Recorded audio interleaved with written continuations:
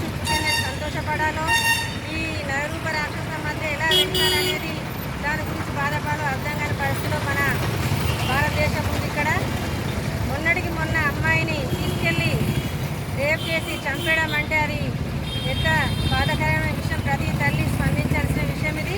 ఎందుకంటే ఈరోజు ఆడపిల్ల అంటే ఆడపిల్ల దొరకలేని పరిస్థితిలో ఉన్న ఈ టైంలో ప్రతి ఆడపిల్లను బంగారంలాగా పెంచుకునే ఈ మన తల్లులకి ఇలాంటి పరిస్థితి రాకూడదని ఇంకోసారి ఆ కామాంధుడికి కఠినంగా శిక్షించాలి. వాడిని తీసుకొచ్చి కరెక్ట్గా జనాల మధ్యలోనే వాడిని జనాలకు అప్పగించాలి. అసలు జనాలకు అప్పగించి వాళ్ళ మనసులో దెబ్బేసి వాళ్ళు చంపే ప్రయత్నమే చేయాలి. కానీ ఈ ప్రభుత్వం ఇలా తీసుకుపోయి అరెస్ట్ చేసి ఏదో 4 రోజులు వాడిని జైలు నుంచి మళ్ళీ బయటకు పంపించే పరిస్థితి ఉండద్దు. ప్రతి ఒక్కరు కూడా స్పందించాలి.